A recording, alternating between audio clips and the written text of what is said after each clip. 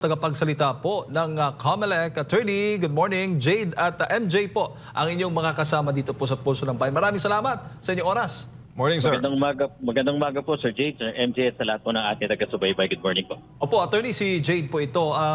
Kumusta po yung ating voter registration para po sa darating na barangay at SK election? Ilan na ho ba ang mga nakapag-register na ngayon? Opo. Ako, sir, napakaganda po ng turnout. Alam niyo po, ang projection po namin dito sa 10 araw ay 1,000,000 lamang at nananalangin po kami na sana kahit 500,000.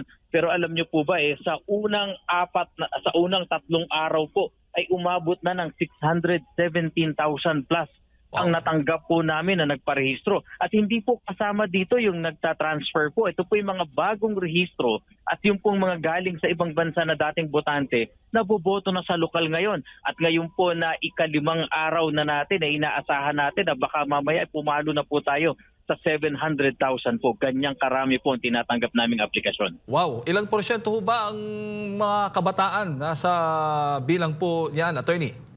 Opo, ang inaasahan nga po namin sana dun sa 1 million na projection po namin ay maaring kalahati dun ay magiging botante ng SK. Ito po yung mula 8, 15 hanggang 30 years old. Pero kita naman po natin sa datos ngayon na lampasan na po namin yung datos na yan. Opo, yung mga nakaboto ba last election, itong midterm election ay hindi na po sila magpa-register at baga ay qualified na po sila na bumoto para po sa barangay at SK election. Tama po kayo, Sir Jade. Minsan lang po tayo magparehistro sa buhay natin at kung hindi naman po tayo ma-deactivate o kaya po kung hindi tayo lilipat ng tirahan ay hindi naman po kailangan magparehistro muli. Isang rehistro lang po ay sapat na yan. At ang maganda po dito sa bago nating sistema, dati po kasi kapag ikaw ay nagparehistro para sa sangguniang kabataan, yung po mga 15 years old, kailangan mo magparehistro ulit pagka dumating na ng 18 para sa regular na eleksyon. Ngayon po ay hindi na. Kapag ikaw po ay nakapagparehistro na sa SK, automatiko na po kami ang kukuha ng iyong datos, kwalipikado ka na po sa regular na election. Sa ngayon, yes po, Attorney, sa ngayon ho ba may mga bagong lugar ho ba tayong inilatag para po doon sa mga kababayan natin na gustong magpa-register para mas mapadali po, Attorney? Tama po kayo, no? Bukod po dun sa tanggapan ng COMELEC sa bawat opisina sa mga lungsod at munisipyo, kami po ay nagsa-satellite registration din. Ipapakiabangan po dun sa mga Facebook page namin, lalo na sa local, yung pagpunta sa inyong barangay. Pero higit po dyan, kami po ay pumupunta sa mga malls, may dinadala po kaming Special Register Anywhere program. Katulad po sa kasalukuyan, kami ay nandito sa San Beda, Alabang, kung saan po noon pa po sila nag-request sa amin na mapagbigyan. At nandito nga po kami ngayon para iparehistro ang buong San Beda community. Ngayong araw po na to, nandun din po kami sa Terminal 1 at Terminal 3 ng NAIA. At nandun din po kami sa Tutuban Mall, sa Robinsons, Manila. Pakitignan lang po sa aming Facebook page kung saan-saan lugar pa nandun ang COMELEC po. Opo, doon sa mga LRT station, wala naman yung mga train station natin, Attorney? Meron po, doon po sa LRT Recto Station, nandiyan po, nung unang araw po, nandyan po kami. At ang kagandahan po ay napakarami ng mga kababayan natin na sinamantala ang pagkakataon. Sana po yung mga kababayan natin huwag sayangin ang pagkakataon ito dahil nilalapit na po namin sa inyo. At ang maganda pa po dito, kung dati ang pamamaraan pagparehistro, halimbawa, ikaw ay nandito sa Maynila para mag-aral, magtrabaho, ngunit ikaw talaga ay residente ng Iloilo City. Yung dating sistema, pupunta ka pa ng Iloilo, mag-a-absent, mamamasahe. Ngayon hindi na po. Doon kung saan kami nandun, yung Special Register Anywhere, doon ka na pumunta, kami na po ang bahala magdala ng datos mo kung saan man lugar po kayo naninirahan.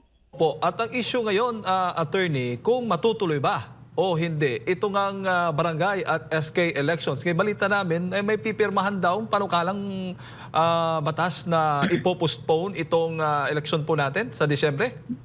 Natanggap nga po namin ang balita na yung pong bill po ng ating bicameral conference committee kung saan dalawang bagay po, no? Una, yung kanilang pagsiset ng termino, 4 na taon po ang para terminong bago instead na 3 years. At dahil po dyan ililipat yung December 1, 2025 barangay na SK elections sa November 2, 2026. Hanggang ngayon naman po hindi pa nagiging batas. Kami naman po hanggat walang batas, kung ano yung umiiral na panuntunat batas, doon kami. Kaya kami po ay tuloy lang sa paghahanda po.